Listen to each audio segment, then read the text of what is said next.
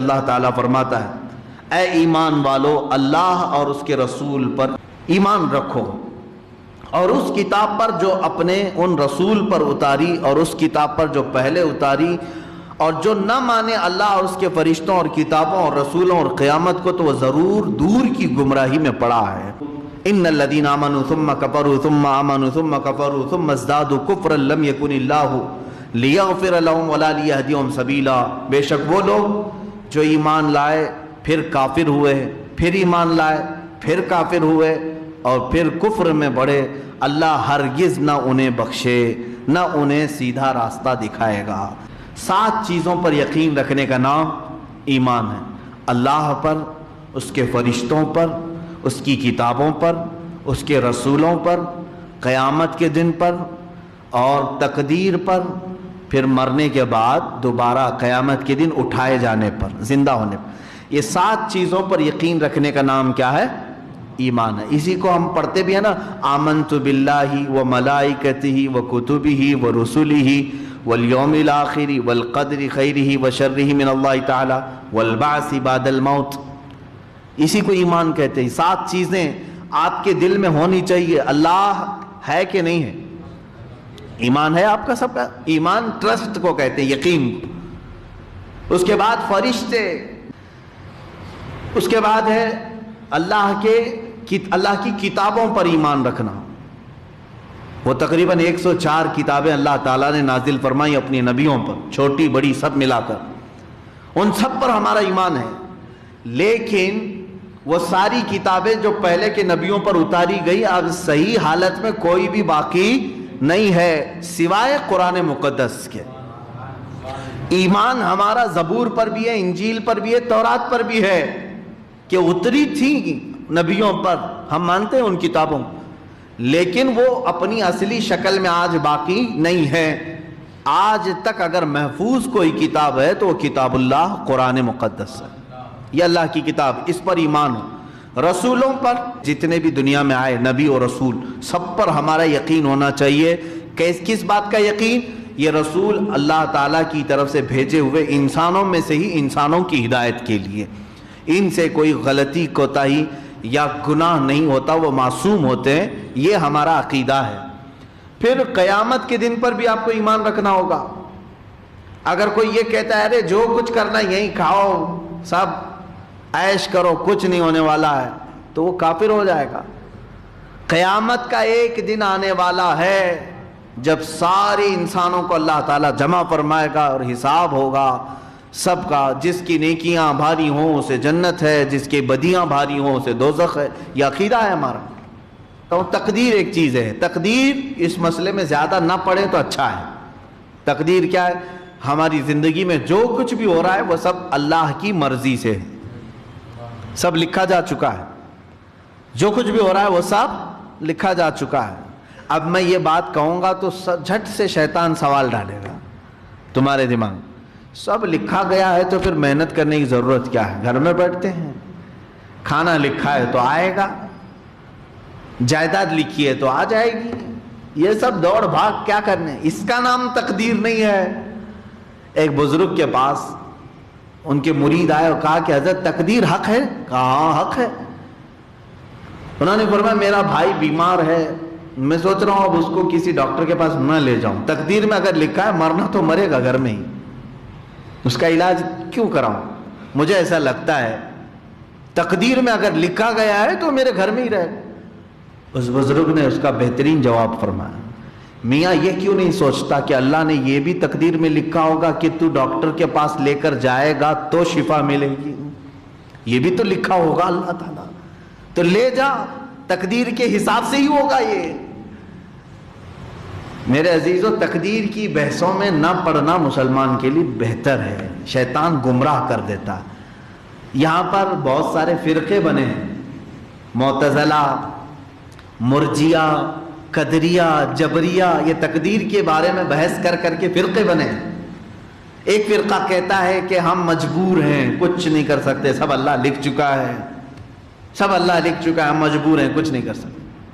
اور ایک فرقہ کہتا ہے کہ نہیں، ہم ہی مالک و مختار ہیں، اللہ کچھ نہیں کرتا، ہم جو کرتے ہیں وہی اللہ مانتا ہے۔ دونوں بھی گمراہ ہیں۔ اہل سنت و جماعت کا کیا عقیدہ ہے؟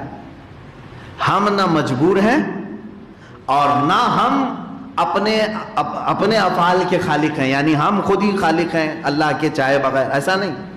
دیکھو درمیانی راستہ یہ ہے تقدیر کے متعلق، ہم جو کچھ بھی کرنے والے تھے دنیا میں اللہ نے اپنے علم سے وہ پہلے ہی لکھ دیا ہے۔ ہم جو کرنے والے تھے وہ اللہ نے پہلے سے لکھ دیا ہے اور وہ اپنے علم سے لکھا ہے۔ اب یہاں ہم جو کر رہے ہیں دنیا میں وہ تقدیر میں جو لکھا ہے اس کی مجبوری میں نہیں کر رہے۔ بعض لوگ کہتے ہیں نا گناہ ہو جانے کے بعد ارے میاں کیا کروں، پہلے سے تقدیر میں تھا، ہو گیا، اور نیکی ہو جائے تو بڑی محنت سے میں نے نیکی کی ہے۔ ایسا نہیں ہے، تم جو کچھ بھی کرنے والے تھے اللہ نے لکھ دیا، اللہ کے لکھنے سے تم کرنے پر مجبور نہیں ہوئے۔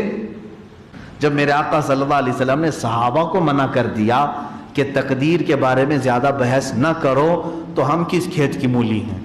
وہ صحابہ کو حضور نے منع فرمایا۔ آخری چیز ہے ایمان کا حصہ، مرنے کے بعد دوبارہ زندہ ہونے پر یقین رکھنا، لیکن کب؟ دنیا میں نہیں، آخرت میں قیامت کے دن دوبارہ اٹھائے جائیں گے، ایک ہی بار اٹھائے جائیں گے۔ ایک بات یاد رکھ لو، ایک ہی بار مرو گے، ایک ہی بار اٹھائے جاؤ گے، پھر دوبارہ آپ مرنا بھی نہیں ہے کبھی۔ دوزخ کا فیصلہ ہوا تو بھی موت نہیں، ہمیشہ رہنا ہے۔ جنت کا فیصلہ ہوا تو بھی ہمیشہ رہنا ہے، موت نہیں ہے۔ موت ایک ہی بار دنیا میں آئے، تو مرنے کے بعد دوبارہ زندہ ہونے پر یقین رکھنا بھی ایمان کی علامت ہے، ایمان کا حصہ ہے۔ بہت ساری قومیں اس بات کو نہیں مانتی، مرنے کے بعد سب ختم ہو جاتا ہے، کچھ نہیں ہوتا۔ اس کی تردید میں قرآن میں کئی آیتیں آئی۔ اللہ نے فرمایا تم پیدا کیسے ہو کر کیا ہے؟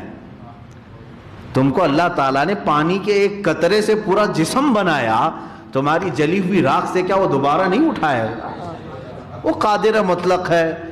ایک بوند قطرے سے جب پورا ڈھانچہ تیار کر سکتا ہے وہ مولا، تو ایک زندہ انسان جو مر گیا اسے دوبارہ اٹھانا اس کے لیے عجب بات نہیں ہے، دوبارہ زندہ ہوں گے تم۔ تو اب یہ ایمان کے 7 حصوں کی جس نے بھی ایک بھی انکار کیا وہ اسلام سے خارج ہو گیا۔ پھر سے میں گناؤں، اللہ پر یقین رکھنا، اس کے فرشتوں پر یقین رکھنا، اس کی کتابوں پر، اس کے رسولوں پر، قیامت کے دن پر، تقدیر پر، مرنے کے بعد دوبارہ زندہ ہونے پر۔ میرے عزیزو، اگر مسلمانوں کو یہ 7 چیزیں یاد نہیں ہیں تو میں کہتا ہوں یاد کر لو، یہ تمہارا ایمان ہے، یہ جڑ ہے تمہاری، اسی پر پوری تمہاری ایمان کی عمارت کھڑی ہے۔ اگر یہ پایا ہی نہیں معلوم ہے تو پھر مسلمان کیسے؟ ٹوپی داڑھی والے مسلمان، کپڑے والے مسلمان، بڑے کے گوشت کے مسلمان، نام کیا مسلمان؟ آپ کو جب اپنی عقائد کی جڑ ہی نہیں معلوم تو پھر کیا ہے؟ نام رکھنے کا نام مسلمان نہیں ہے۔ اسلام ایک پریکٹیکلی ریلیجن ہے، عمل کا نام ہے، یہاں پر عقیدے کا نام۔ بہرحال آیت میں اللہ تعالیٰ نے یہی فرمایا، بے شک وہ لوگ جو ایمان لائے پھر کفر کیے، پھر ایمان لائے پھر کافر ہوئے، اللہ تعالیٰ فرماتا ہے ایسے لوگوں کو اللہ ہدایت نہیں دے گا۔ لم یکن اللہ لیغفر لہم، اللہ ان کی بخشش بھی نہیں فرمائے گا اور ان کو ہدایت بھی نہیں دے گا۔ یہ وہ لوگ دیکھیں، ابھی اس آیت میں بات آئی ہے کہ ایمان لایا پھر کفر کیا، ایمان لایا پھر کفر کیا، یہ کیسے پتہ چلے گا؟ اسی لیے ہم بتاتے رہتے ہیں، اے میرے عزیز، سب سے زیادہ قیمتی چیز تمہارے پاس اگر کوئی ہے تو وہ ایمانی دولت ہے۔ یہ ضائع ہوتی ہے تو صرف تمہاری زبان کے جملوں سے بھی ضائع ہو سکتی۔ اللہ 1000 بار نہ کرے، 1000 بار نہ کرے کسی آپ کے ساتھ، ایک جملہ اگر آپ نے کہہ دیا، ایک جملہ اگر آپ نے کہہ دیا، قرآن میں جھوٹ آیا ہے، معاذ اللہ، پورا ایمان چلا گیا۔ جتنی نمازیں پڑھے تھے سب گئی، حج کیا تھا تو وہ ختم، عمرے کیا تھا تو وہ گئی، زکوٰۃ دیا تھا تو وہ گئی، کوئی نیکی باقی نہیں رہی۔ کفر نے تمہارے ایک جملے نے سب ختم کر دیا، سارے اعمال ختم ہو گئے، تمہیں پتہ بھی نہیں چلا۔